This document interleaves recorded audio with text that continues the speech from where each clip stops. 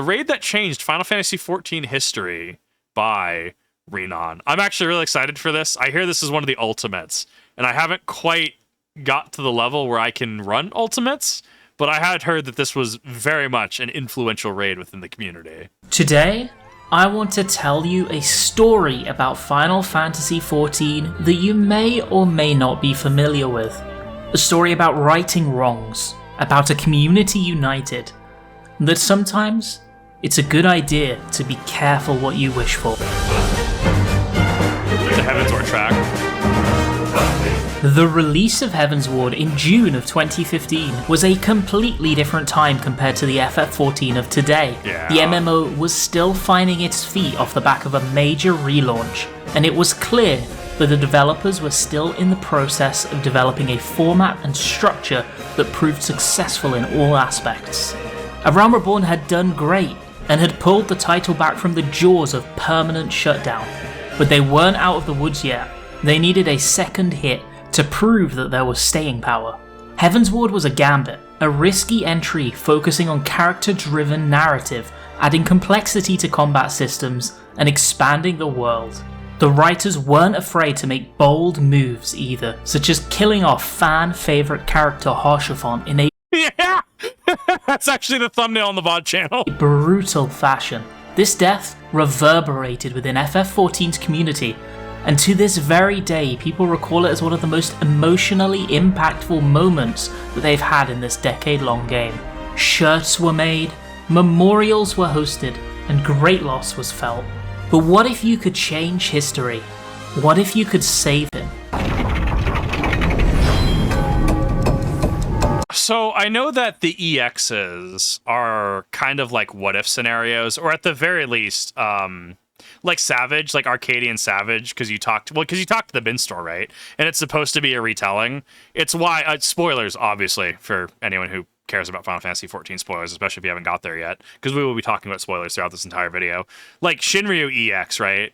Like Shinryu has completely different lines of dialogue, and has a completely different like tonal shift than he does in the base version, right? So it's, as I understand it, the way we look at modern EX, well, Shinryu is obviously Stormblood, right? But like the way we look at modern EX content, and the way that we look at modern like Savage Ultimates, I think are actually a self-encapsulated story, to be fair, right? So it's not necessarily considered canon, but it's its own entity. It's been fascinating as someone who is very much a mid-tier normal raider, trying to build up a skill set to go into higher end content. It's been fascinating to learn about it. In 2017, the first Ultimate encounter was implemented, an entirely new difficulty of content that stood head and shoulders above the rest. The Unending Coil of Bahamut and the Weapons Refrain released in winter 2017 and summer 2018 respectively, and they covered both the main story and the raid story from A Realm Reborn. UCOB in particular shook the raiding community to its very core because it was such a vast step up in difficulty from anything that had come before it that players simply weren't prepared for. How could they be? An almost 20-minute long marathon requiring precise execution, memorization of complex multi-layered mechanics, and excellent rotational gameplay and team play throughout.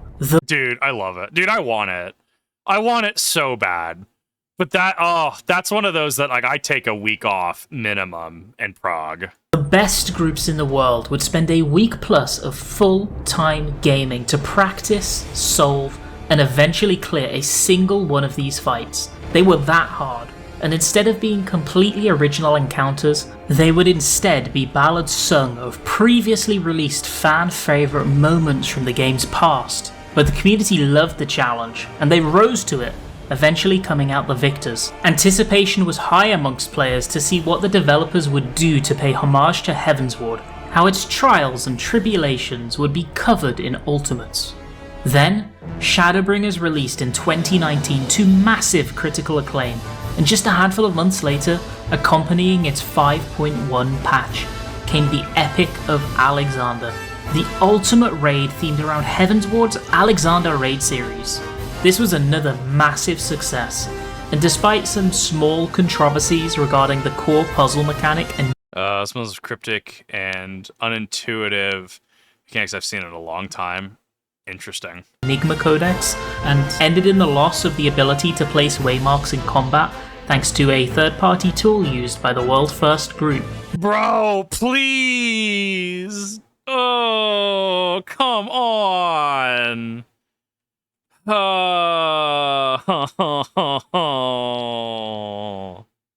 Look, I mean, allegedly people allege stuff software exists. Such software doesn't exist. There's no plugins. There's no third-party support.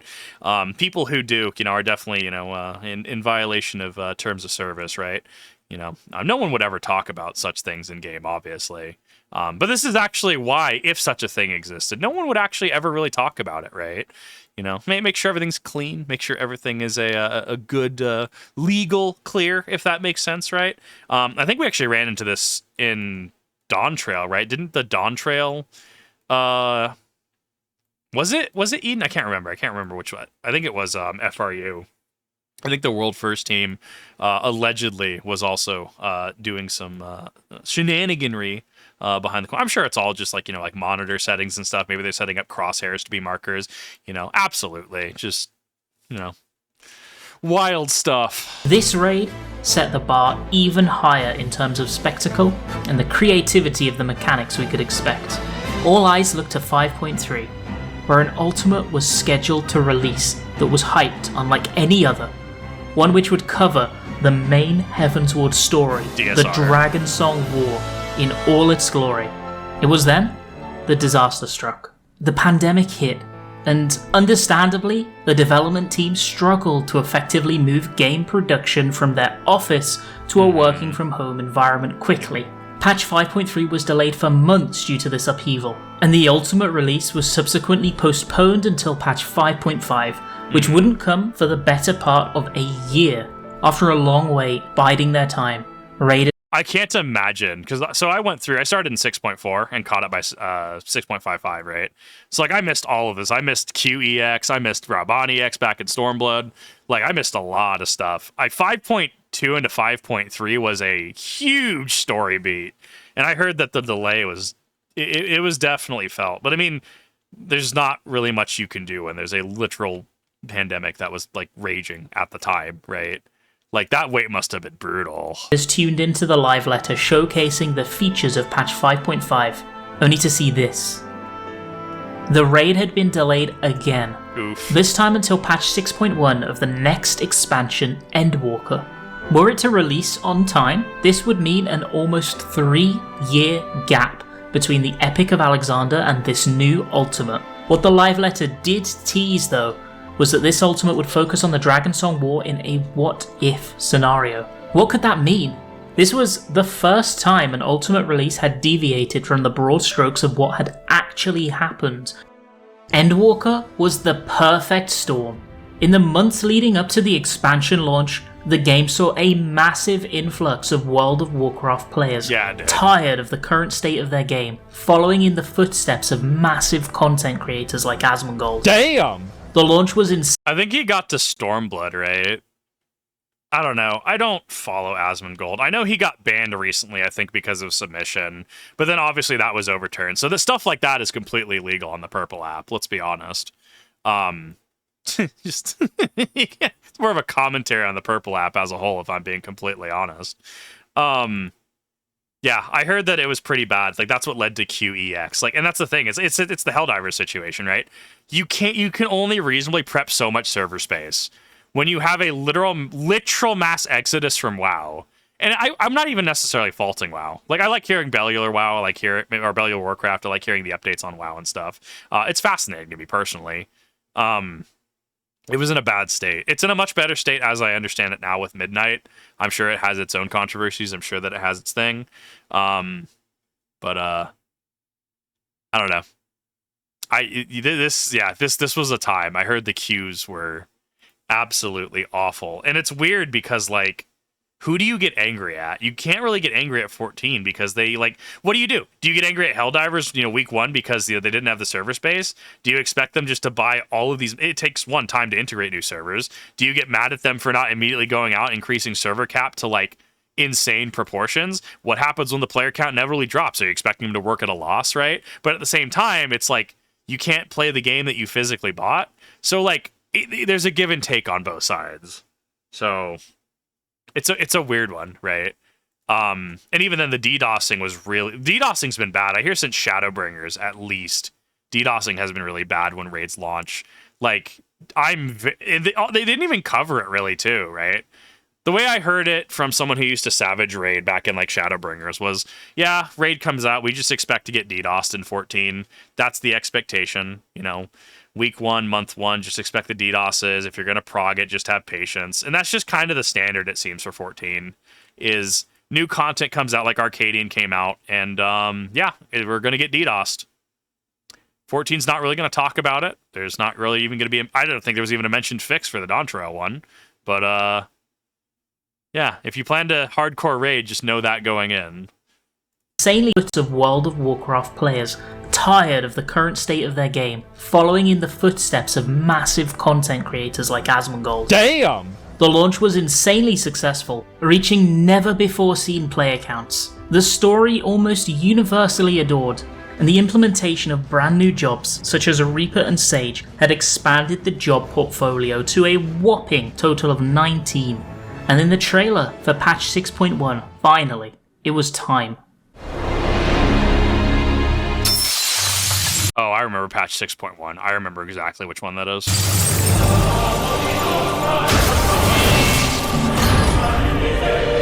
The glory is mine!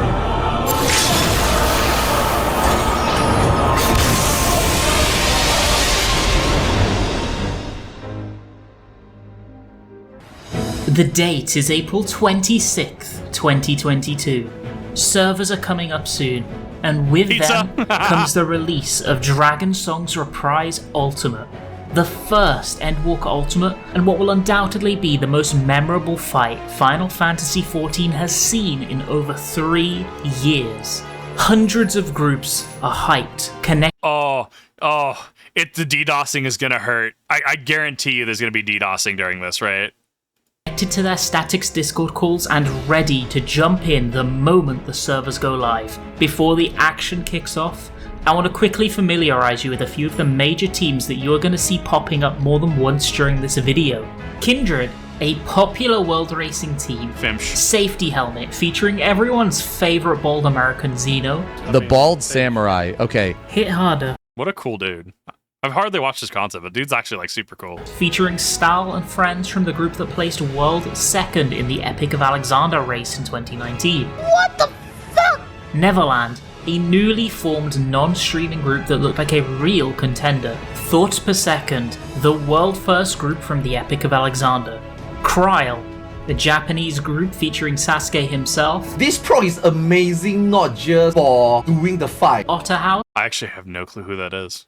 I don't mean that in a negative context, I have no context. No Hit, and Kiranis Tivoli, which is the group that I was healing for. In Nice. FF14, there are a lot of groups that just won't stream their progression, including a lot of very competitive top-tier statics, and I actually hear that this is a thing. So this was actually a big thing, which made Final Shape in Destiny 2, which made it just so hard to watch. Is that you have all, Dado, you've got Aztecross, you got, Clan Elysium with Salt, right? Salt Greppo, and it's like it's so dumb that, like, I get it. I mean, I was having this discussion recently as well on stream with someone who pops out from time to time because they've run Ultimate content.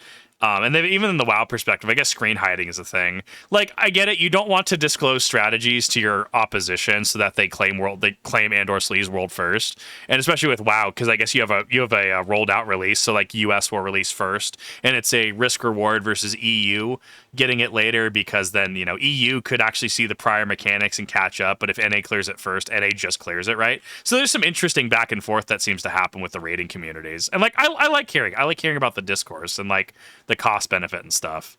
I'm not a fan of it personally. And so here's the thing, is that like Destiny 2 has a really bad cult of personality problem where you watch the big streamers and everyone was like, oh, for the big streamers.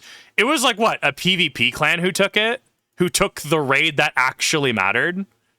Like, It was such an interesting end to the 10-year arc.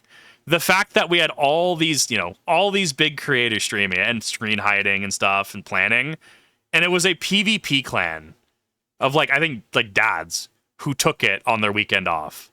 That is such a special commentary, and I love everything about that.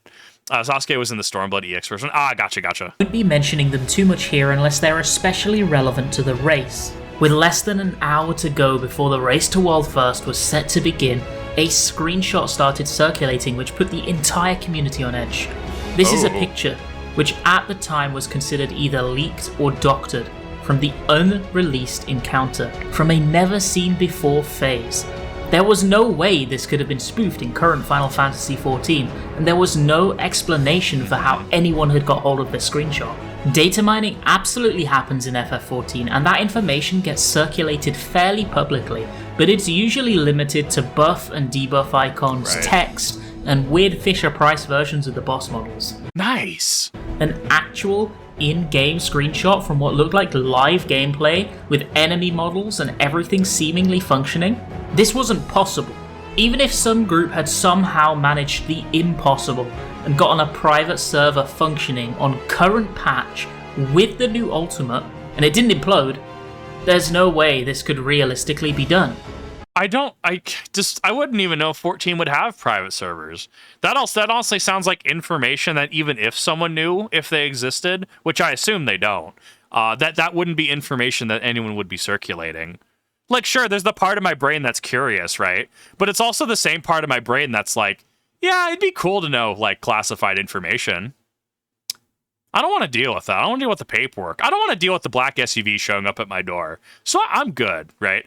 Allegedly, WoW, I think, has it. But I think WoW is kind of a special case because WoW is... I can't even say how old it is. I don't actually know. But if I understand it correctly, and I could be wrong on this, so I welcome the citation. Allegedly, when WoW was being developed, it was being developed in the long term, and there is inherently the ability to have private servers. But I mean, we're talking when World of Warcraft first launched. The gaming industry was a complete different entity than it is today, with official servers and running subscription model. I feel that it was a completely different way. If that was true, obviously no private World of Warcraft servers exist. I'm anything that could be showed, with a quick Google search, I'm assuming is some sort of spoof. Maybe trying bait to get your account right. No private servers would exist. Allegedly, there was, a Final Fantasy XIV 1.0 thing, but I mean, I'm going to chalk that up to hearsay, spoof, etc. I don't know if you can actually view the 1.0 cutscenes in 14. Maybe if you played 1.0, I actually don't know. I don't know. It's interesting how the concept of private servers work, if that makes sense, because I don't actually know how they work. If they existed, which, obviously they, wouldn't exist, because that would, take away from the bottom line, and that would definitely be copyright infringement. With that mystery floating around, the community had to collectively put it to the wayside because servers were going live and the race was beginning. Quest grab, ultimate unlock, party up, Q-pop.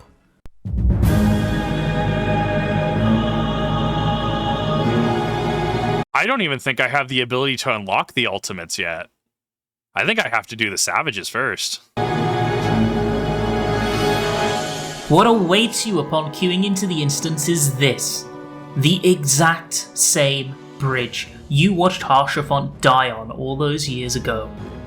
Two Knights of the Heavensward stand before you, Sir Adelphal and Sir Rinon. You're going to have to take them both on at once. They start off with an onslaught of simple yet heavy-hitting attacks, which groups had little trouble mitigating and burning one of their tank invulnerabilities to pass. And shortly after this, Adelphal jumps away and becomes untargetable, and Rinon ramps up his attacks. Players will be targeted in sets of 4 with markers on their head, and then shot with these big, heavy-hitting line AoEs that leave black holes at the wall behind where they hit. These black holes cut down on your movement space for the next mechanic, because if you get too close to them, they tether to you and suck your life points right out of you. Once 8 black holes have been placed, Adelphal returns to the fight and darts around the arena. The party is knocked back, and orbs begin to explode everywhere, leaving very little safe space between that and the black holes. The bosses... Right. I was about to say, especially if the black holes are still present. Dude, that is so tight. Like, I love this mechanically. This is fantastic. Because your move, the ring of which you can safely be in is so minimal now. Also need to be regularly interrupted to prevent them from healing. Once you manage to pass through these mechanics, a set of markers that had never been seen before in FF14 would rear their ugly heads for the first time. What in the PlayStation? PlayStation markers. Players would get circle, triangle, X or square above their heads, and they would be linked to the person with the same symbol as them. The pairs would be chained together, a knockback would occur, and then each player would explode with an AoE around them for heavy damage. If the burning chain wasn't broken by being far away from one another after the knockback, you're both going to die. So I'm assuming that I would assume that you would go clock spots, right? You would be opposite. So if I'm assuming tank healer north south, tanks north south. I would assume healers east west, and then I would assume the intercardinals would be the DPSs. I would assume you'd get close when they're forming, and then they would knock you back, and you would aim to be knocked back far enough that it broke the tether to your current, because like we see with the individual the players up here, where it seems like they were I'm trying to think of a clock. They were like 7, 8 o'clock, and it looks like they were potentially like something like 12 o'clock, the other player, and they just move laterally northwest, right? They move to about 10 o'clock with the push. So they're too close for the chain to break. Being far away from one another after the knockback, you're both going to die. Filthy rats! Fair enough. Filthy rats, I guess, yeah. Oh, this is so good. Can pretty clearly see what needed to happen here. Once you managed to reduce both knights' HP to 0, and you needed to do this almost at the exact same time, because once one died, the other would immediately begin casting Enrage. You'd be pulled into a smaller arena with a third caster knight. Haurchefant would run to your defense as a spear comes flying across the arena to your group, and he stops it in his tracks with his shield. Shockwaves pulse, and as you deal with the simple mechanics of baiting cleaves and dropping puddles whilst DPSing down the boss, you helplessly watch him struggle. Dead. Wow, they actually did him dirty like that. Wow. What's going on? Oh no! Look You know what's on the coming? left. Look on the Yep. left. That's our. Oh no! Oh our no! friend. No, he's. This phase went by pretty quickly, because every mechanic was pretty easy in terms of execution. It was just fighting through the hurdle of initially solving what needed to be done, and how to figure out exact positioning and organisation for the PlayStation markers that took a few pulls. After just over an hour since the servers came up, the first groups were watching Haurchefant fall and pushing the caster knight to sub 30%, which was a requirement to beat his Enrage. Otterhouse and Kryl both led the charge, seeing transition with enough players alive and watching the arena change to King Thordan's, marking the start of Phase 2. I don't remember if there were checkpoints or not. I think, was it DSR? Or was it Omega was the start of checkpoints in Ultimate content? I'm pretty sure there's checkpoints now, right? There didn't used to be checkpoints, but I think there are now. I don't remember. I will. Oh my god! Ascalon's Mercy concealed. Oh! Not to one this- side. That's a frontal. That's a frontal. I think that's a frontal tank cleave. Maybe. I would assume that'd be a spread, like hits and lines and spreads, without honestly like seeing the mechanic or knowing much about it. That gave him a damage down though. I think that's Wait, to avoid it. Wait, what the fuck? The first wall had been broken. This was shocking.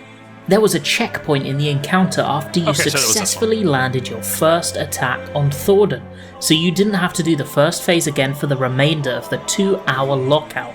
This had never happened before in an Ultimate encounter. Outcry erupted on message boards and in Twitch chats as the Reddit detectives gave their 2 cents on the topic. Claims that this Ultimate would be the easiest ever, and complaints that the checkpoint would ruin the encounter were abundant. I see it. I see the complaint. But see, here's the thing with a checkpoint, right? That gives you agency to make the content harder. because it's the Stake America thing, right? From Elden Ring, right? Dark Souls 1, how many of us have had to do Manus runs, right? Manus corpse runs, right? Or we've had to go, fight whatever boss, right? And it's just a while to get from the bonfire to wherever we're going, right? Like Dark Souls 3, Yorm, right? How many times have you had to corpse run that, right? Especially if you're trying to, not use Storm Ruler. Because you have the Stake America as an Elden Ring, you can have things like Gods Can Do. You can have things like Malekith, right? Like, you can have some pretty heavy-hitting, hard bosses, right? And yeah, don't get me wrong, like, it's one of those things where, like, hard is subjective, difficulty is subjective. Like, I'm sure you could, solo Melania just fine, right? I can't. I think the Stake America is it's an interesting thing. It's a good thing for, I think, your average player as well, because, like, it eliminates the stress of the corpse runs and, like, having to constantly just, like, go down to fight Manus when you could just, all right, time to go to Gods Can Do again, right? So the checkpoint system, I feel like it ruins the original philosophy, but I feel this actually allows you to play with difficulty a lot more, and it allows you to pace yourself, right? Hasn't there also been the controversies over the years? Was it Yzmet in 12? I was talking about this the other day. Didn't Yzmet cause somebody to pass on? I think their bladder ruptured or something. I don't remember. I think there is a fatality linked to Yzmat in Final Fantasy XII, though. And I think that's a core reason they try to ignore, like, super bosses anymore, I think. Someone who knows more Final Fantasy history than I am is going to have to really, like, chime in on that one. I think that at its core, the checkpoint system does allow for more difficult content more easily, right? Because you can get right back into the action and you can learn some very complex mechanics. But I do see the logic with people saying, nah, this is them catering to casuals, this is going to ruin ultimate content, etc. I don't think it's a spoiler to say that these concerns amounted to absolutely nothing, because what was to come were some of the best and most exciting moments in the game's history. As the forerunning statics began pulling P2, the rest of the competitors quickly caught up. After a few simple mechanics, Thordan began casting Strength of the Ward, his first major mechanic, and any raiding veteran immediately knew what they were witnessing the moment the boss became untargetable. Trios. So, ever since UCOB, these big set-piece mechanics which would throw intense combinations of previously standalone Savage mechanics started being introduced. They'd be combined in new configurations to offer harder tests. Usually there would be a few trios in quick succession, with damage phases on the boss breaking them up. This was very clearly going to be a trio-centric phase, where damage on the boss would come naturally as long as mechanics were passed with 8 players alive. At the end of the cast of Strength of the Ward, 3 of the Heaven's Ward Knights will appear around the edge of the arena and dive in a straight line, rendering most of the floor space a death zone. Players need to spread within those 2 small safe spots, because each is going to take a small AoE damage on themselves. Then a third knight will slam down a pulsing circular ballast that needs to be dodged, in combination with setting up to avoid delayed line AoEs on each player from Thordan. Then, and yeah, that's right, that's only the first half of the mechanic. Wow. 3 players will get blue markers on their head indicating they're about to get slam dunked. 2 knights will spawn in the arena with tethers that tanks need to grab because they're both tank busters. 6 towers will spawn, and growing red AoEs appear all over the floor. This was a mess. If a tower was missed, it was a wipe. If a blue AoE was too close to the group, it was a wipe. If a tank misplaced their tether, it was probably a wipe. This mechanic was intensely punishing. This does coincide with what I've heard in regards to pixel perfect, like, standing, right? And I hear it's a little more forgiving than that, but I definitely hear that, like, the ultimates are less about skill in your rotation. Like, you want to pass your DPS checks and stuff, right? But I think the reason why I like 14 as much as I do is, and it hits the Destiny isms kind of hit a little bit as well in that. I feel like I transitioned at least to normal rating very well from Destiny, right? Because I can, sit in Arcadian for just hours running like Twink 182 and stuff, right? Because it's knowing the fight, right? The fact that that, Red Hot and Deep Blue are going to throw their pizza slices out at you. And like me personally, like I'll try to so Red Hot, say, is center. And like I can either, cleave red across the arena, or I can do it towards the edge of my screen right here, right? So it just does a single, very small line at the edge of the arena, right? I mean, different routes run it differently. Definitely as a DPS where you have more of a damage rotation going on than as a tank. Obviously, that gets a little muddled sometimes. I'm very much into critiquing my own play style, right? And once I know a fight, right, like I try to memorize it as best as I can to be able to run stuff like that.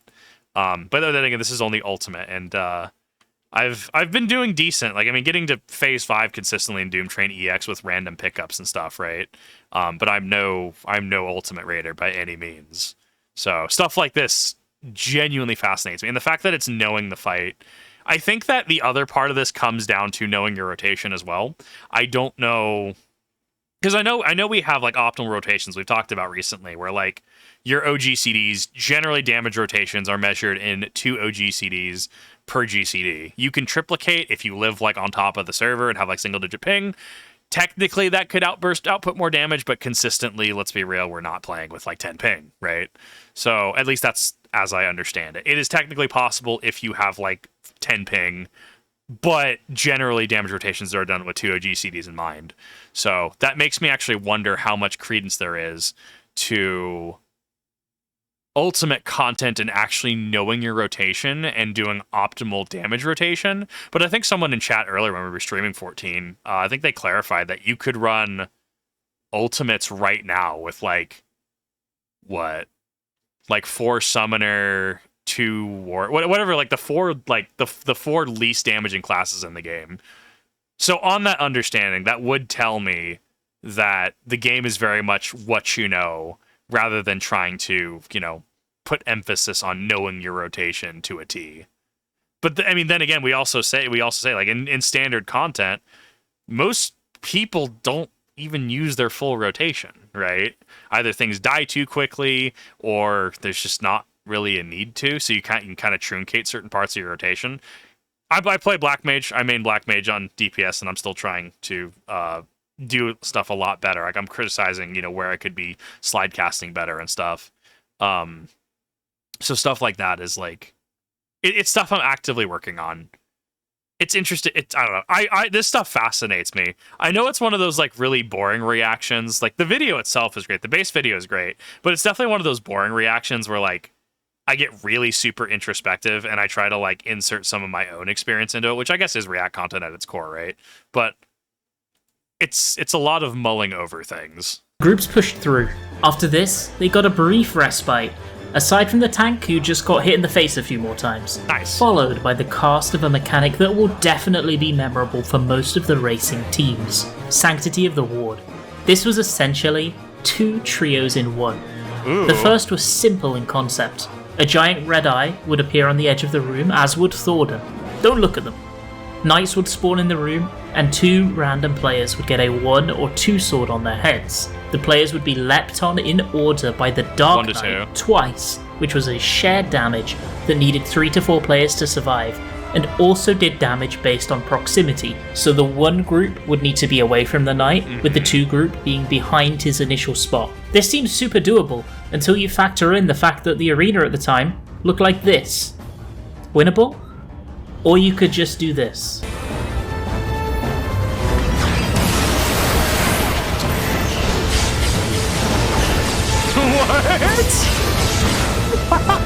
Holy shit, Valor.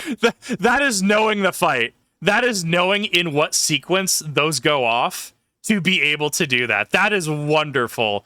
I wonder if the devs looked at that and went, oh, I guess that is a thing. Oh, I loved that. That was beautiful. No, it's focus. Once you make it through this mechanic, at the time with a lot of clenching involved while the sequence was still being learned, things just got worse. The arena blocks off with fire and ice puddles. Random configurations of towers spawn, some inside near the middle, some on the edge. 2 players are marked, and shortly players will need to split themselves off into pairs to cancel out fire and ice AoEs that will target themselves. Then, players need to grab those towers, and the 2 marked people need to set up roughly opposite one another on the outside of the arena, and then run a half circle around, baiting the meteors that will drop on top of them one by one. Wild. A second set of 8 towers spawn, this time not random, all on the edge.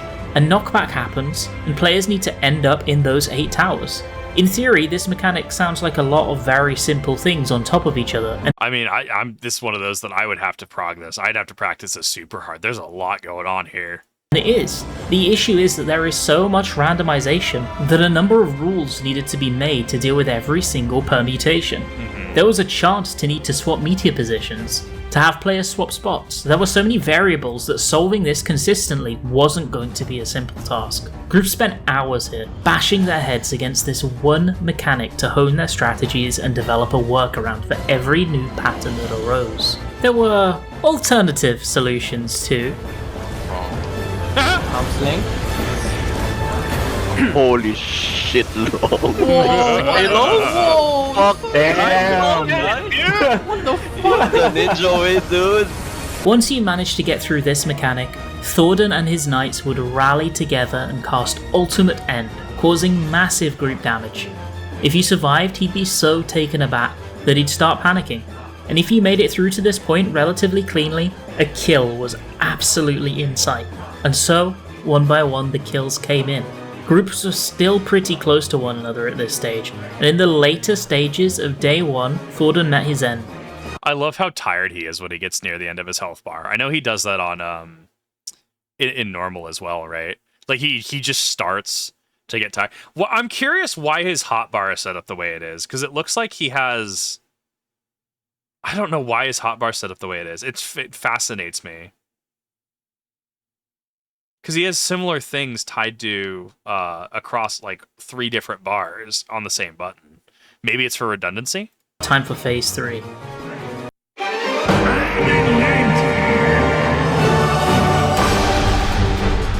Wow, that's a transition. Estinian, corrupted by the power of Nidhogg's eye, bursts into the arena with one of the coolest raid wides I've ever seen, and immediately began stabbing the tank. I'm just going to say it now, in advance, this phase is something else. The core mechanic of Phase 3 is that certain players will need to place towers for other members of the raid to later take, but the way you do it is so fun. 3 people will be marked with a 1, 2 with a 2, and 3 with a 3. This number dictates the order in which you're going to drop towers for other members of the raid to take. You can't take your own tower, you can't take 2 towers, and there are heavy stacks going off at the same time that require around 5 people in them. So putting people in the exact right places at the exact right times consistently was a requirement. Once you take a tower, a clone will drop in place of it and will shoot a massive line AoE in a few seconds, targeting the closest person. The player that took the tower will want to face this away from danger and then avoid. On top of this, Nidstinian is doing cast bar telegraph. Nidstinian, you know what? Fair enough. In and out dodges, and sometimes your tower placement can instead be marked with an arrow. If it is, that means that you are not going to place a tower on your current position, but in the direction of your arrow instead. This added an additional foil and thing to think about, as it randomly made certain numbers a lot stricter to plan out during prog. This entire mechanic is an absolute masterpiece. The timing of everything feels fast enough to be exhilarating, but just slow enough that the chaos is controlled. There's a decent chunk of damage going out on the party, but competent healers were quickly able to optimize their damage and play perfectly. Every member of the group had to engage with this dance, and had a number of possible safe spots they'd need to take. And because the boss never jumped away, it really rewarded groups that were able to build uptime strategies quickly with a So I'm looking at this. I love the movement tech here. I think this makes a lot of sense why a lot of high tier players play on controller, especially because like I'll go into like Frontlines or PvP, right? And you know how they like move in the triangle? I don't know how to do that on WAS. Like I'm in my other monitor right now, and I'm like I can't do it as well as they can. I guess I can do like what, like E W Q S, and I can kind of do it, but I feel like. Wow, I feel like controller is definitely a lot more fine-tuned for some of this high-tech movement. Like, looking at this, I feel very even in Arcadian, where I'm finessing between, like, Red Hot and stuff, and Deep Blue, right? I feel like I'm very wooden and very, like... Wow, okay. This is why I like watching stuff like this, because now I can go, okay, so I need to be moving, I need to be a lot more fluid with how I move.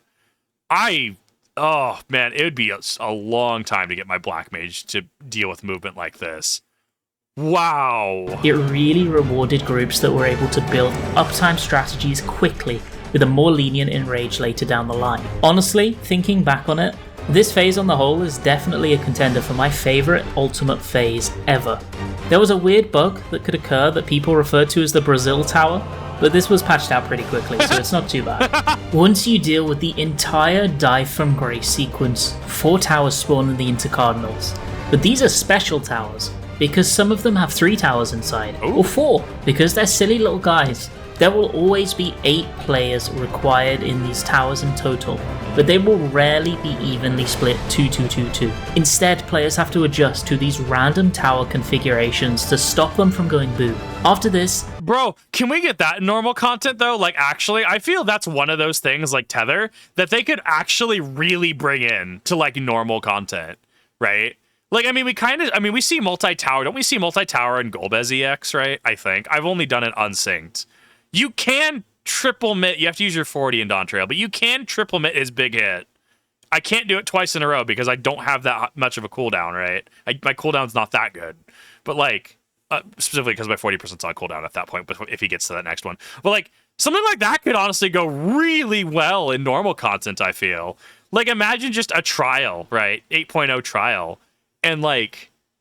yeah, like 8 players. Everyone needs to stand on the stack. So let's say you have tower north-south, and then you have like either 2 and 4 or 3 and 3.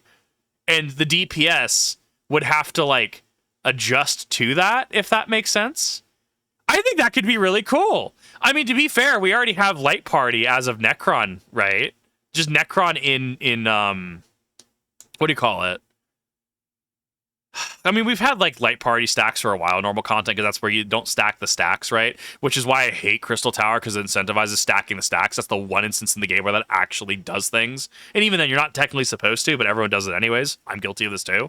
But yeah, like, not stacking the stacks is forcing Light Parties. But, like, with Necron, you had to, like, Light Party, and then you had to seal the summons, right? You had to seal the plates, 4 people on each, right? So 4, 2x2 grid. Like... dude, I kind of want that. I kind of want variable towers. Like, please? That'd be super cool. I feel that could translate over to normal content really easily. Adjust to these random tower configurations to stop them from going boom. After this, Nidstinian clones drop to be baited, and one of the 4 at random will get a tank buster tether instead. The boss will have a second tether, so both tanks need to grab them and pray. These are some of the hardest hitting busters, relatively speaking, in the game. Wow. So if tanks weren't prepared, it could get really, really risky, really quickly. Following this, the Enrage sequence begun. This is a good time for me to mention that the damage downs in DSR were truly evil. 2 minutes long, and cutting your overall DPS down so substantially that the best course of action if you got one was usually to die at the next possible moment, and no, I'm not kidding.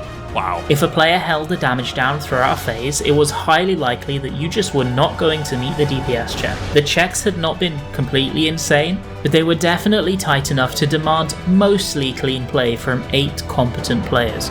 So before phase 3 could be downed, everybody needed practice. Luckily by this point, Limit Break 3 had been generated, so we were on the cusp of seeing a brand new phase. One thing to notice here is that the Dragonsong War gauge on the duty list was filling up very quickly. Right now, the furthest groups were barely 6 minutes into the fight, and yet this gauge is almost full. Combined with the checkpoint, could this be a new, more casual friendly style of Ultimate?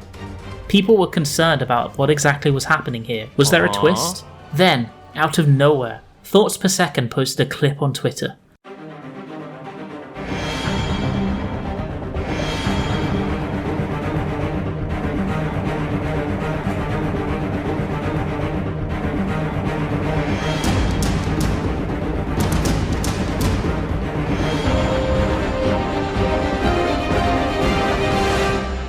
The group themselves were not streaming their prog, but from what little footage they had shown, they were miles ahead of the competition. Wow. A previously unseen phase, and no less, what looked to be an enrage of that phase?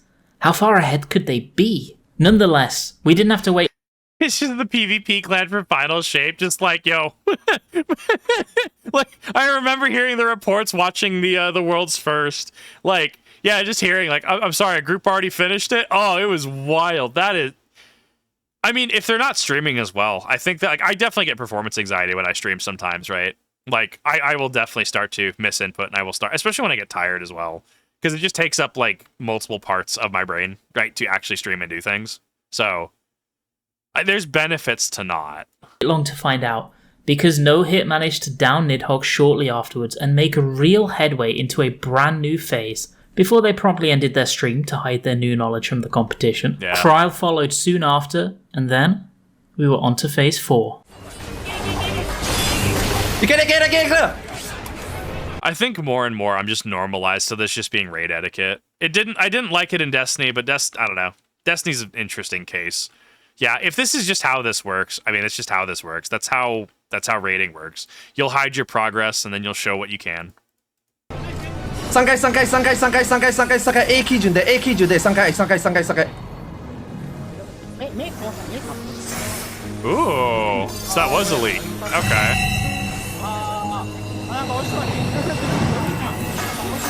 Eyeball.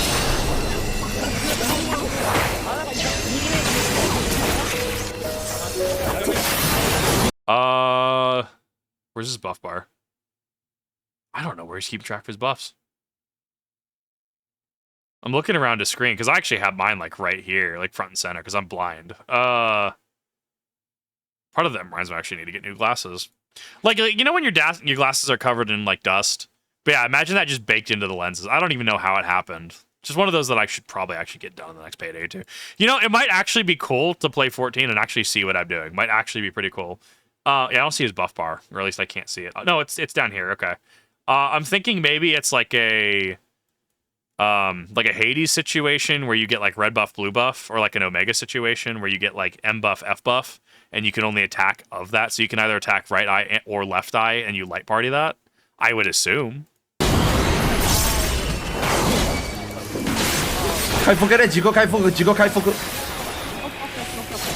As the Dragonsong War progress gauge ticks up following Estinian's defeat, the arena shifts to the final steps of faith, the scene of the last confrontation with Nidhogg at the end of the original main scenario quests. Alphino runs in from the south of the arena to assist his friend Estinian, who is bound and broken between the eyes of Nidhogg. He begs us to finish him, and in response, the Ghost of Haurchefant blesses us with the Soul of Friendship buff. At the same time, Alphino pulses the Soul of Devotion from around him. The eyes grow, surging with power, and the phase begins. These two buffs are a requirement to be able to deal damage to the eyes.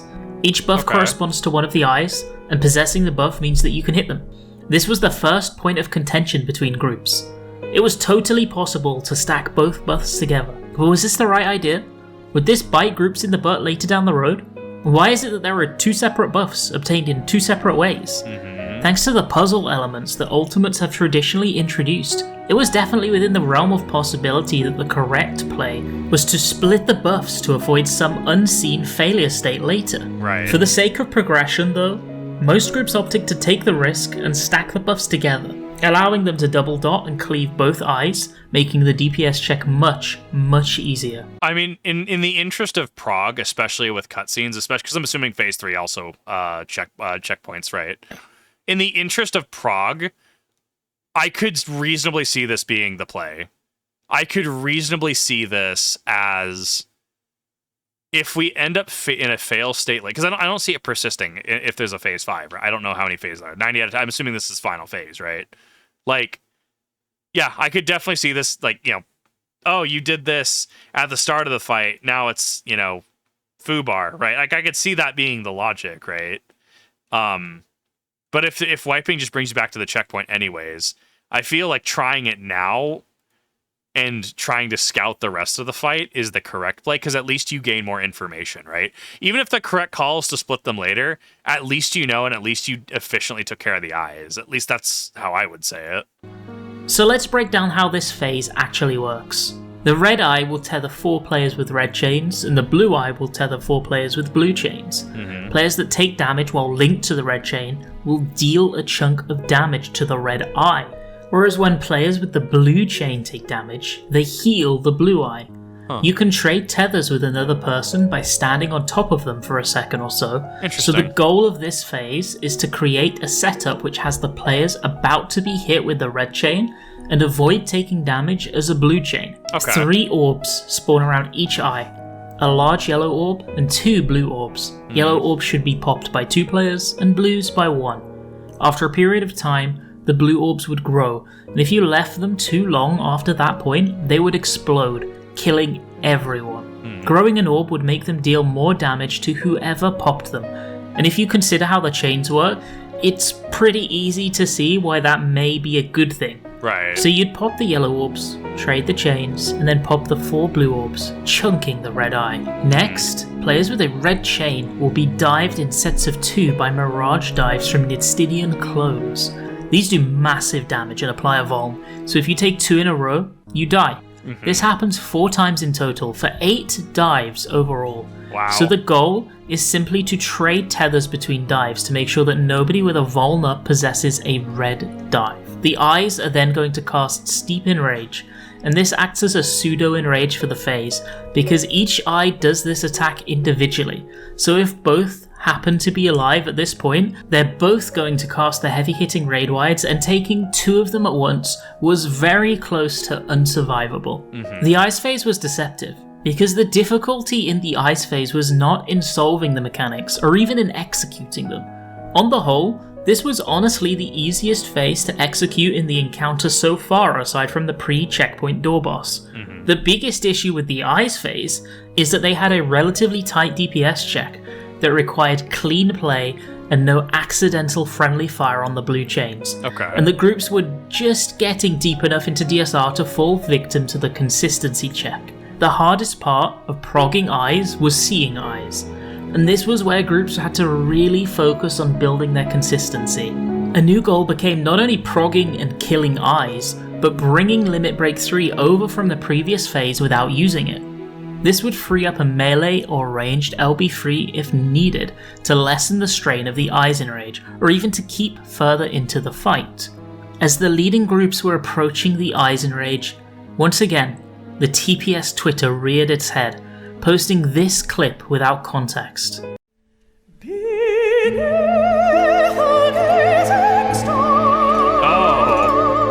Oh no. A clock? Rolling back? What could this mean? They had clearly gotten past eyes and seen something new, and soon enough, Kryl would become the first stream group to see exactly what had been hidden from this clip. This was where the race evolved from good to incredible. Okay.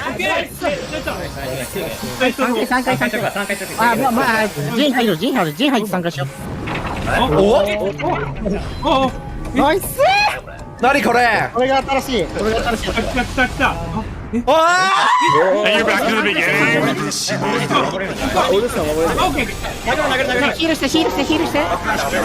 The gauge also reset as well. Wow, the fact that you have to do all of this in 2 hours is disgusting.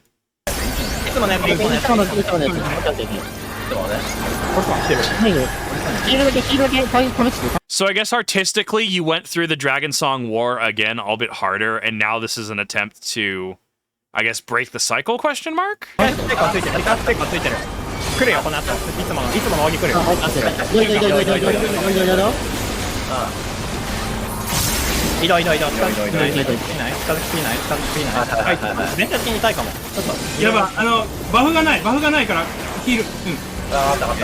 倒しないといけない倒しないといけないこれ倒しないといけないかも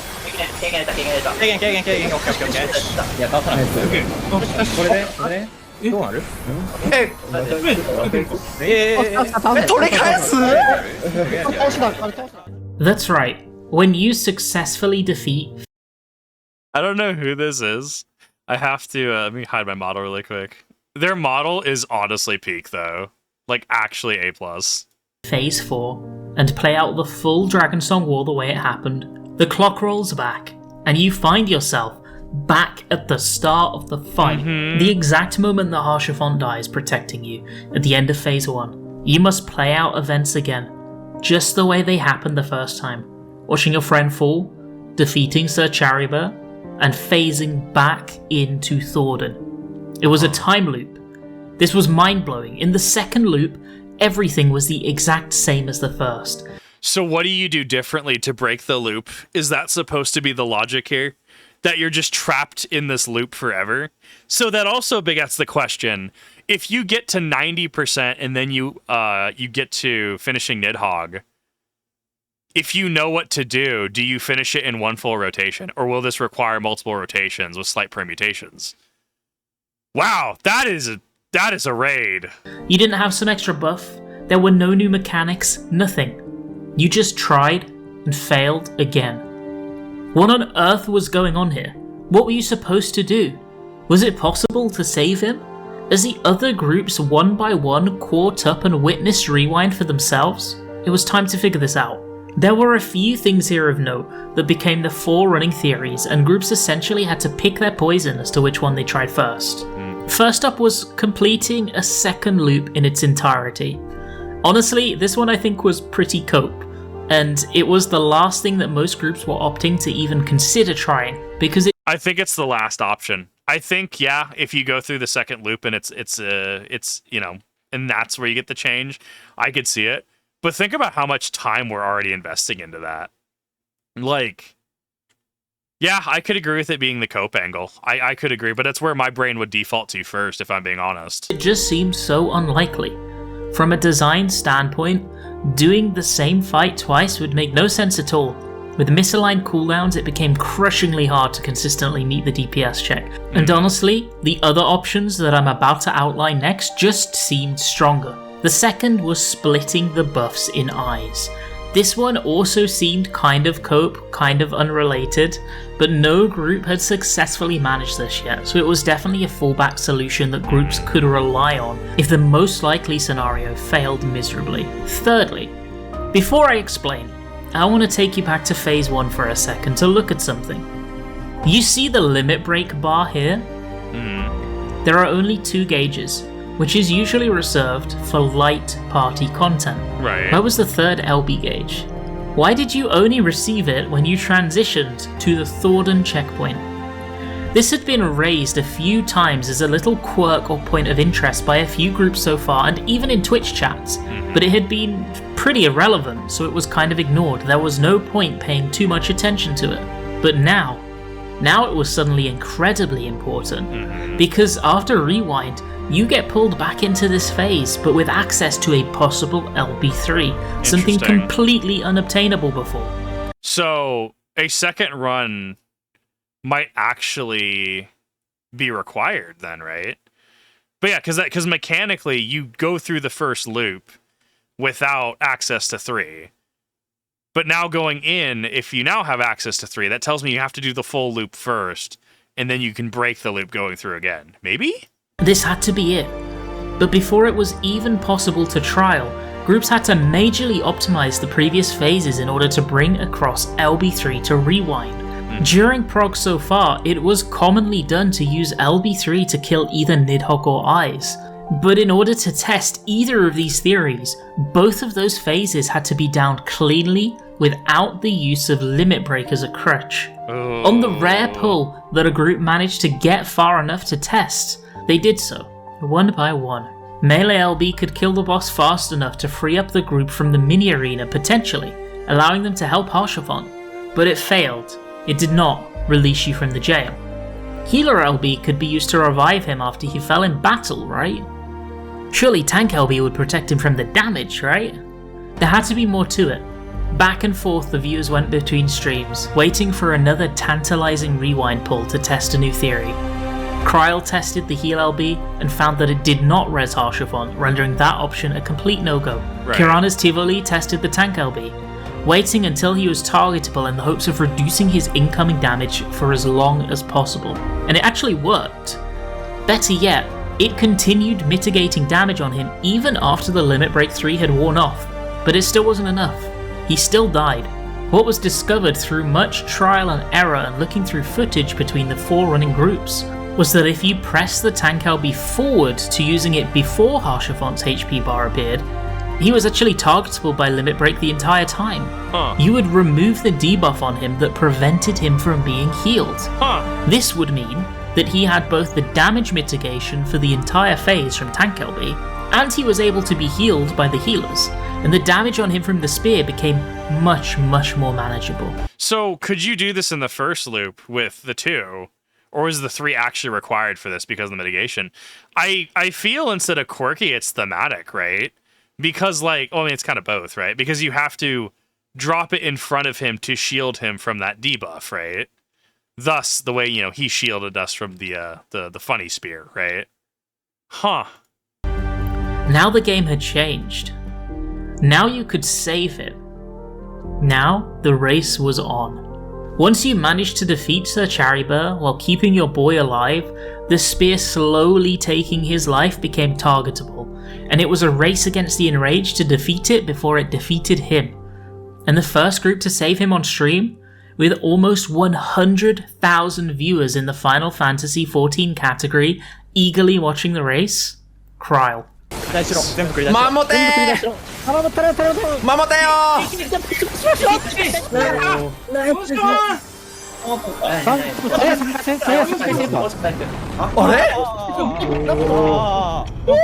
世界線が音。世界線。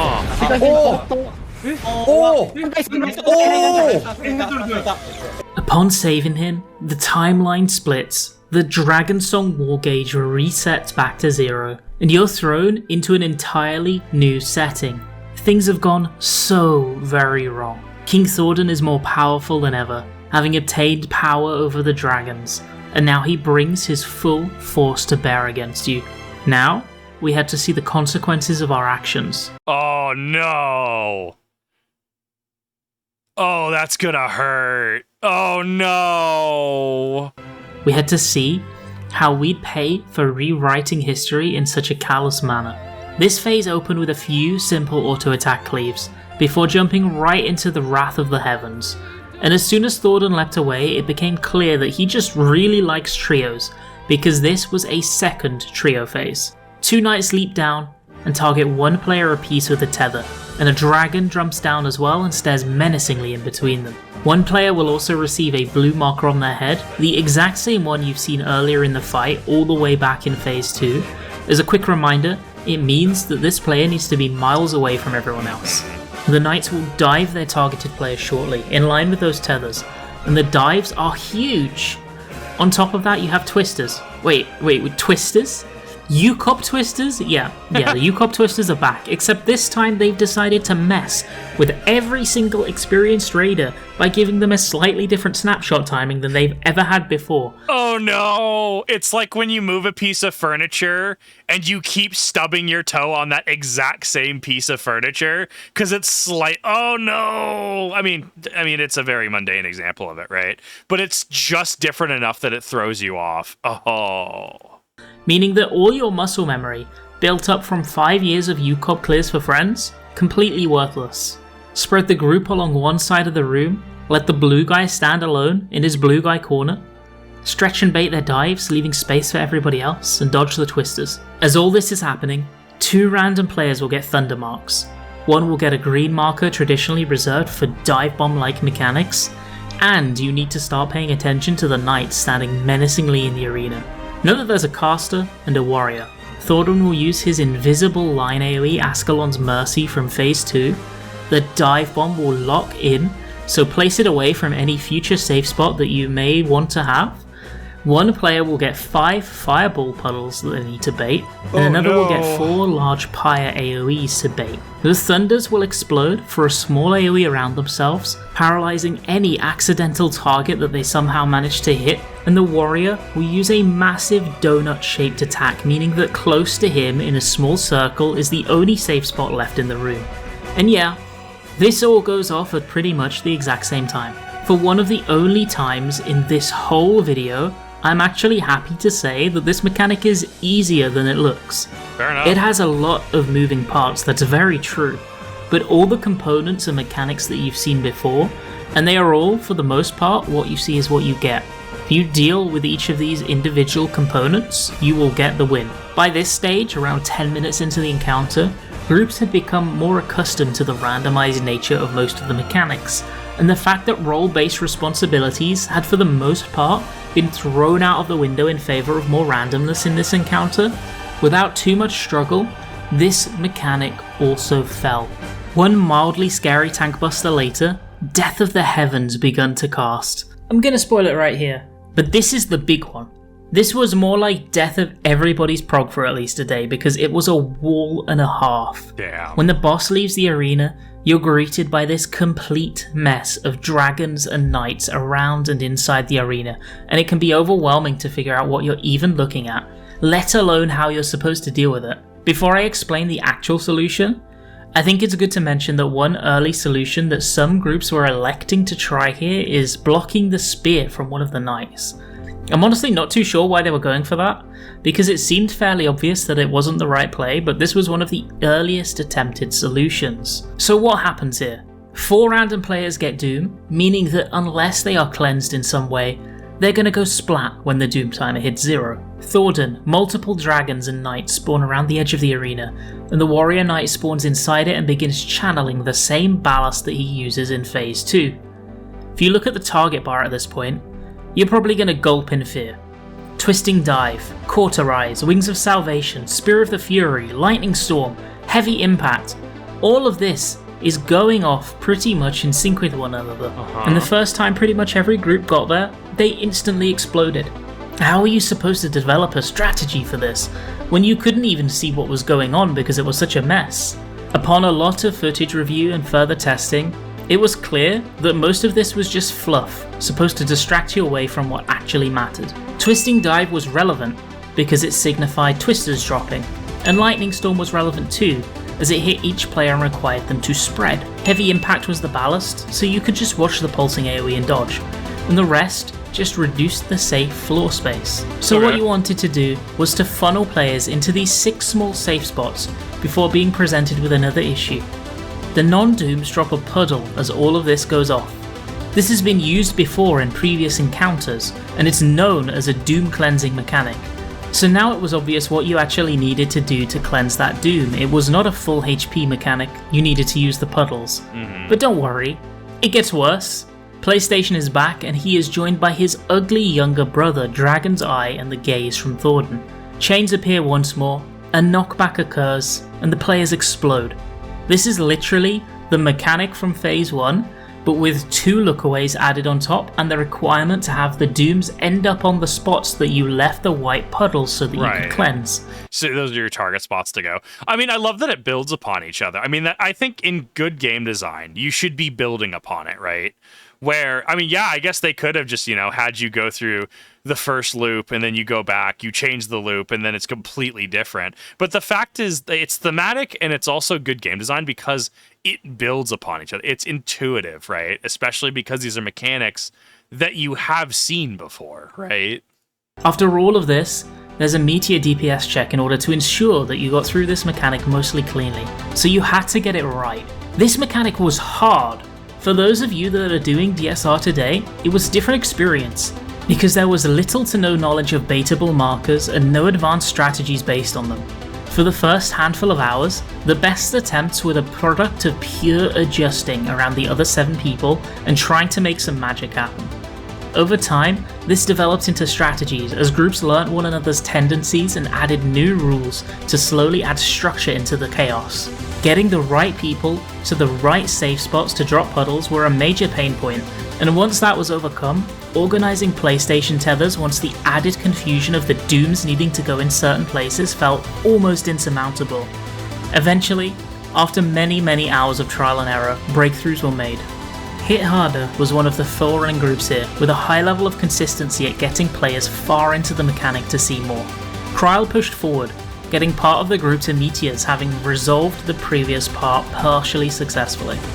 Kirana's Tivoli surpassed them, Ray's cheesing through the Meteor Enrage and seeing the true Enrage of the entire phase shortly afterwards, with a handful of players alive to boot. It felt like almost every single forerunning group was at the exact same point, trading good pulls between each other, and one by one, they begun to break the wall. I wanna go to Daddy Thornton's Dragon Dungeon. This was a great moment for Twitch chat, honestly, and I think it needs a little bit of a mention here. Viewers would hop between streams to whomever was having the best pull going at the time, showering the chat with Peepo arrives whenever prog point was reached and Peepo leaving when the wipe occurred. They'd post cute little references to each of the major streams as they arrived, like Baldo wigged to Village burned, Banana peeled, and I mean it when I say this. Twitch chat made this experience 10 times more enjoyable. Being cheered on by so many different people, different stream chats collectively coming together to hop between POVs and support each of the forerunning groups, it was a unique atmosphere that is pretty much impossible to recreate. Following all of this, Thordan simply hit the raid with damage, another spooky scary tank buster, and begun channeling his enrage. At this point, if you had the DPS, you could kill him. But there was a catch. Once he reached 2%, he would stop his enrage, drop to the floor, and begin begging for mercy. Oh. This was very odd, this had never happened before, and Final Fantasy XIV raiders have a bit of a soft spot for old men in armour, so the majority consensus from groups getting to this point was, yeah, let's see what happens. And it was clearly some kind of success state, because Thordan had a special animation, additional dialogue, he would escape, leaping away, calling you too kind for your own good, and at long last, the transition to Phase 6 happened.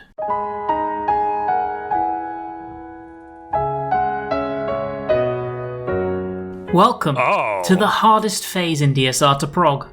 This phase was a slog, but before I get into why exactly, let's walk you through what's happening quickly. Is that both Racefulgar and Nidhogg fighting you at this point? Oh, that's okay. The Wandering Minstrel recites his verse. A single life can alter the course of history. Enslaved by an ancient relic, the great worm Hrsvelga descended upon Ishgard at his vengeful brother's side. Thanks to our saving of Harshaphon and our sparing of Thordan, this is what had happened. Both Nidhogg and Hrsvelga bring their full force to bear against us, cornering your party between the two of them at the final steps of faith. The first mechanic is Worm's Breath, which tethers each of the non-tanks with either an ice tether or a fire tether, 3 apiece. These tethers shoot the targeted player with a fairly thin pizza slice cleave at the end of the cast, and if you had fire, you get Pyretic, which forces you to stop moving, and if you had ice, you will be frozen, and thus unable to move. If you get hit by both though, they will cancel one another out, and you get neither. The crux of this mechanic is managing your available space in order to get each of the 6 players hit twice and only twice, while also having them start off close enough to one another to deal with the randomness of the targeting, especially considering that large tank busters are going off at the same time, so you can't just use the full arena. One random DPS gets marked by Mortal Vow, reducing their ability to heal. This needs to be traded to another player by stacking on expiration, and if that doesn't happen, an enraged state instantly triggers. You'll spend the entire phase juggling this buff between players, hoping no third guy accidentally stands in it and subsequently goes boom. Then comes Akafar, which is honestly the worst mechanic in this entire fight. Both dragons will channel a stack damage on the healers, so split into parties of 4, but there's a twist. During this mechanic, both dragons need to be within 3% of HP of one another, or else they are going to tether together and make this stack instantly kill everyone within it. So I hear this is actually... I heard there was something in regards to ultimate content where you need gear of that expansion. So like you would actually need your gear and relic weapon of that specific expansion that it launched in. Because HP does actually matter. Is this why interactions like this? Because if they're not within 3% of each other, you can either out damage, you can deal too much damage, or their damage is too variable enough. That's so interesting. And it is awful to deal with, because this occurs so late in the encounter, and the HP differential is so minimal, and the dragons don't have a large amount of HP to begin with. This all combines to create a punishing mechanic that falls victim to crit variance a lot. And groups had to work really hard and be very aware to make sure that they could keep their DPS's itchy trigger finger from bursting too much during that 5-second window. Right. Then Nidhogg dives and the tanks are hit by huge AoEs that everyone else has to avoid before the cast of Wrath Flames begins. This mechanic was the big prog wall of the phase. Big sets of fireballs would spawn, which will later explode in a plus shape in the order they spawned. Hrsvelga this time will dive in the same way Nidhogg did before, rendering a large section of the Steps of Faith a death zone.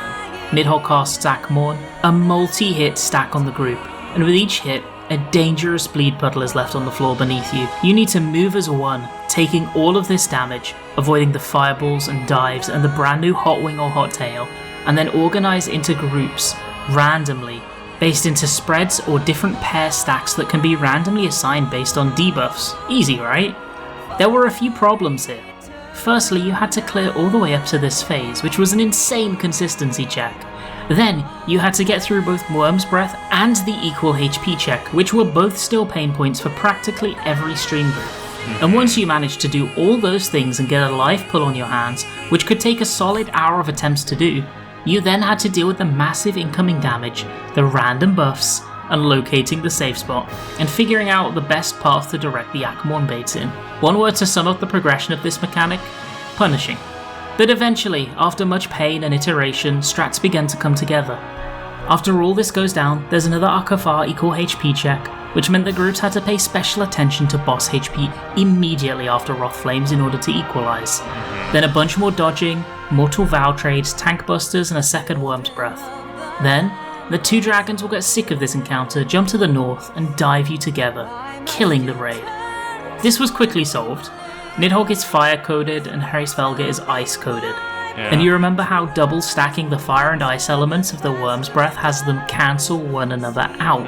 Well, if you skip that step entirely and go into the dragon dives with the fire or the ice buff, you can use them to cancel out the elements associated with the dives and survive the phase. Neat. This is all followed by an enrage sequence. I don't think I can quite put into words how painful Double Dragons was to blind prog. It was like it was specifically designed to be a prog wall. Equal HP checks, and 2 of them at that, and numerous mechanics back to back that were just cryptic enough to require trial and error to reach the correct solution and pass. The phase hits hard, too, especially on tanks, and if there wasn't a real plan in place to provide mitigation for each of the many major hits, it was all too easy to watch your main tank hit the mud to a hallowed wing. Your cooldowns were just stretched too thin to be able to overstack anywhere. This phase was so tough due to the pseudo-enrage too, which I haven't mentioned yet. You know how dropping the Mortal Vow without trading it causes an enrage? Well, there's another way to get that. If Hraesvelgr kills a player through any method, you'll get pop-up text that would become painfully familiar to progging groups. Oh no! And he will enrage, making his attacks one-shot. Phase 6 didn't take hours to prog. It took days. Yeah. Full 16-hour day slogs, and multiple of them too. So this is why when I was talking to an Ultimate Raider, they're like, oh yeah, next Ultimate, I'm just putting in for a week of PTO at work. That puts this into much more perspective. I mean, to be fair, I'm in a very fortunate position to be able to react. As long as I put decent videos out as a decent amount of times a week, you know, oh, dude, I would sink so much time into this with a static. Oh, these fights are great. Solving and perfecting and iterating to reach the end. Just as groups were approaching the end, a tweet came in. Neverland had done it. They'd cleared. Nice. World First had been claimed. Until this point, the entire group had been quiet on social media, trading flamboyant shows of how far ahead they were for focus on their own game. And it had absolutely paid off. At this point, no stream group had even seen the final phase of the fight, so it was a testament of just how well those players performed and how much they deserved that win. A massive absolutely. Congratulations to them, and the legacy that they built that week. I mean, they were good sports about it too. They were absolutely good sports about just like, you know, showing up and or just posting things, keeping things pretty brief, like the clock spinning back, right? Like they were doing it off, but they were still very much a part of things, and I honestly enjoy those. At this point, almost an entire week into prog, groups were beginning to drop out. Paid time off from work was running out for those that took just a week. Yeah. Prog was impacting health, and in some cases, DSR was just becoming too much. But for many, the race was still on. Bro, this is one of those, like, when I've played too much Destiny and done too many raids, like, I start, like, I'll like, wake up, because, like, you know when you, like, have that feeling of falling and you'll wake up? Like, I'll wake up and I'm just, like, thinking about raid callouts, and I'm just thinking about movement tech, like, moving planets over. Oh, these would be rough weeks for me to do that. Still placements to claim. There was no confirmed win on stream, no footage of final phase, and everything to play for. They were good sports about it.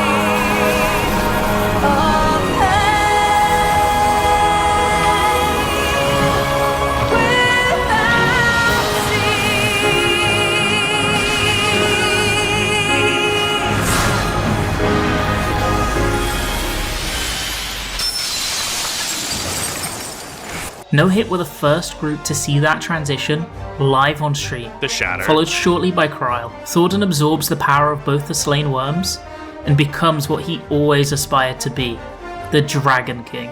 This is the product of your choices. This is what you've done, and you need to make it right. His transition goes off with an insanely hard-hitting raid wide, and as reality shatters for a moment, the final phase begins. Dragon King Thordan is a simple phase, with only a few mechanics that cycle into the Enrage. Firstly, you have Exaflare's Edge. Exaflares are a regularly recurring mechanic in FF14 since UCOB, and are AoEs that indicate with an arrow. They'll pulse, moving in the direction of the arrow, hitting multiple I actually didn't know what these were called. Hades has these. times along the way. These Exaflares were built different though, Whoa. because they split in 3 different directions apiece, and with 3 initial Exaflares, you would have 9 different pulsing circles of death moving all around the arena, and you needed to find the safe spot.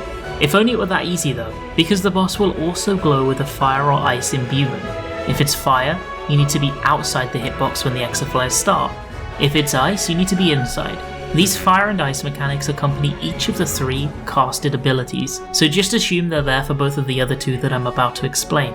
Luckily, groups found a consistent solution to Exaflare that required basically no thought, because dodging into the rear AoE and then taking a small backstep worked for every single possible pattern, completely removing the need to look at the arrows or think at all.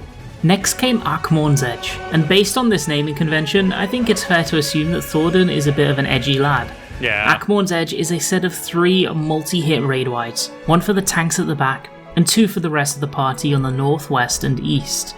Each time this mechanic comes back, it hits extra times, and you need a tight mitigation plan to survive because it hits like a truck. Lastly, you had Gigaflare's Edge, which would telegraph 3 meteors in order, and you simply needed to stand opposite the first one and then move away from each meteor as they go off, healing through the damage. In between each time one of these mechanics occurs, you get to deal with 2 Trinities.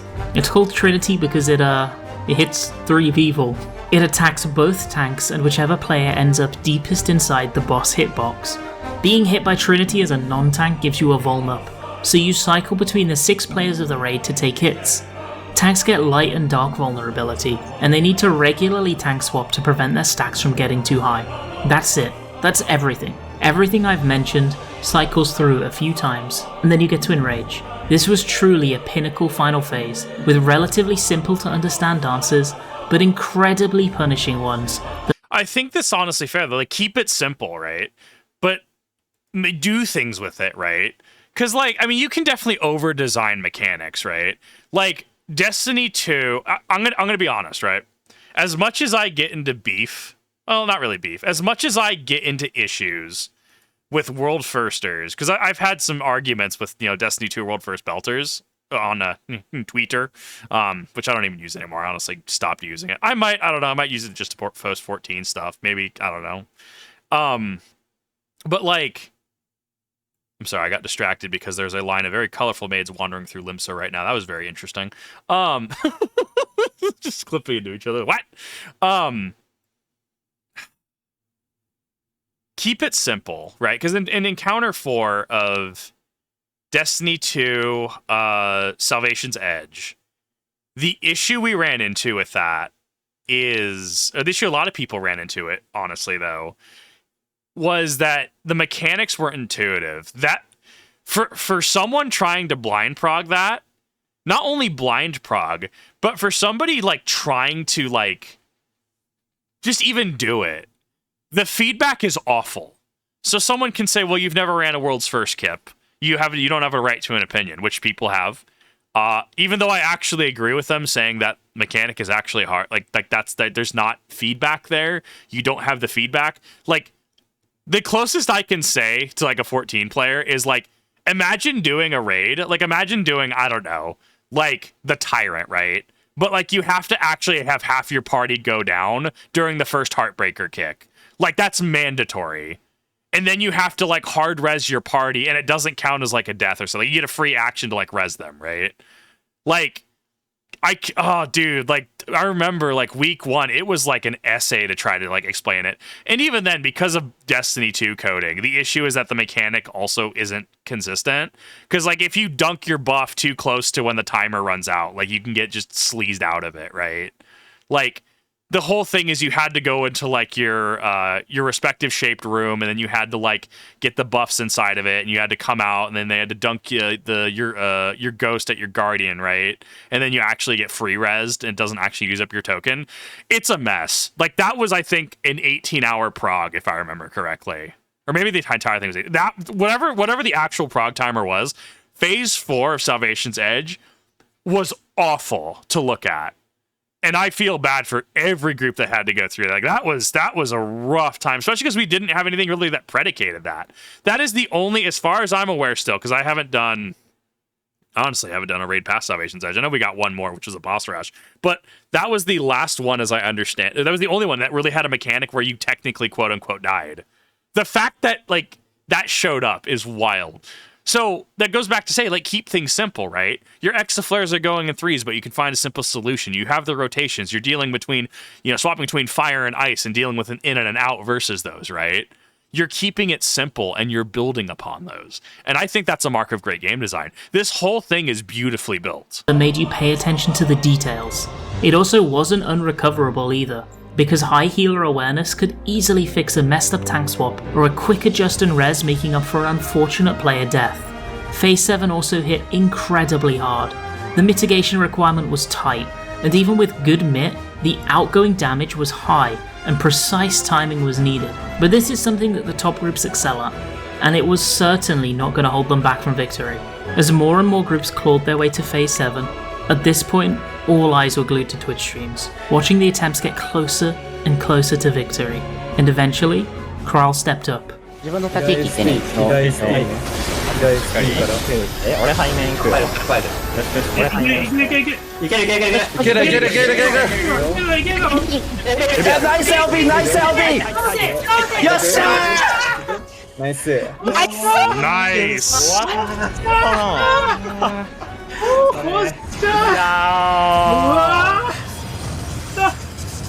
いやー、ナイスナイス。ナイス。ナイス。Good clear. Oh my god, we did it, dude. いやー、ありがとう。お疲れ様。Oh my god. 皆さんご迷惑をおかけしました。Good clear.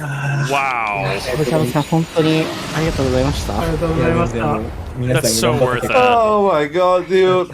The weapons are so good too. Oh. Look, chat, you have to understand, if I just disappear for a week at a time, this is going to be stuff I'm doing.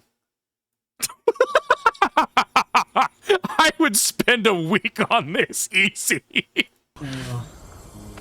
This was their moment. They had taken stream first, and it was an emotional finish to be sure. And now, I'm just going to cut to the post-victory cutscene and let it play out on its own with no narration.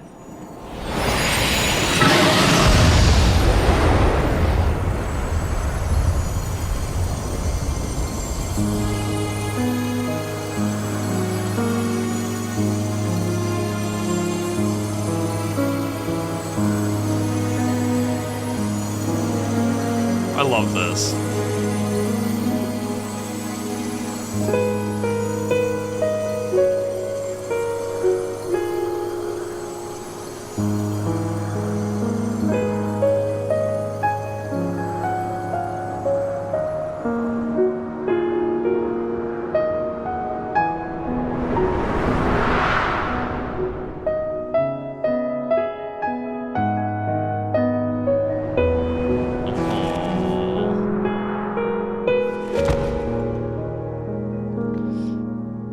What a great capstone. Gotta save up that PTO. I react for a living. I just gotta build a backlog. Like, this is what I do. Wow. What a capstone. I think it's not an unpopular opinion to say that Dragon Song's Reprise changed Final Fantasy XIV for good. Yeah. It was the first Ultimate with such a heavy story focus, and while due to an unfortunate backlash from people who will never do the fight, I think it added to what made it so exciting. I'm assuming we're talking about the people who just constantly complain. Yeah, backlash from people who will never do the fight. Like, look, here's the thing, right? I'm mid, okay? I am so mid, it's not even funny. I look at this and go, I would do this.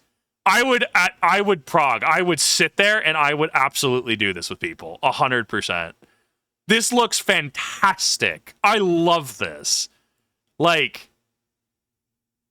I mean, it's, oh man. Oh, this was great. People weren't just hyped to see their favourite groups and streamers prog. They were excited to see what would happen next. They were eager to see the alternate timeline, to see if they could save him, to witness the twists and turns that would happen along the way. It was also, at the time, without a doubt, the hardest fight in the game's history. In the same way that UCOB took encounters to a whole new level of expectation in 2017, DSR did it again in 2022. People that cleared came out much, much stronger players than they went in. It was an incredible fight with satisfying phases, intense puzzles, and some of the tightest execution checks in the game's history that really pushed the player base to their limits. DSR was special, and really, I wonder if there will ever be anything quite like it again. I think Omega Protocol overtook it. I was having a conversation recently. I think Omega is the hardest still currently, even though we have FRU. I can't wait. At one day I'll try it. One day I will attempt it. I've been honestly on a huge Final Fantasy binge. If you couldn't tell, if the Discord server was also not any indication. I'm honestly just hanging out mostly in the RuneScape and Final Fantasy channels on the Discord at this point. But honestly, it's been fascinating to talk to Ultimate Raiders. It's been fascinating to get their opinion on things. It's been fascinating to take what they say to heart and really just kind of work through it, really kind of work through the motions. And like I said, like I still clip my GCDs really bad because I was trying to push myself in normal content. I was still trying to push myself to get 3 GCDs in a single GCD. But knowing that it's I'm having to rewire my brain a bit because I'm trying to not to push 3. Just keep it to 2, get a good rotation. But this is something that, yeah, no, this is the end game I would love 100%. The ultimates just look fantastic. But thank you everyone. I really do appreciate it. I had a lot of fun with this. Hopefully you guys did as well. This was an amazing video by Rinon. Really good presentation. I think the soundtrack really complemented the presentation very well. Let me know what you thought. Let me know if you're surprised that I play 14 in any capacity. Let me know what your thoughts are. Definitely go check Rinon. As always, links are in the description. And I'll see you in the next one.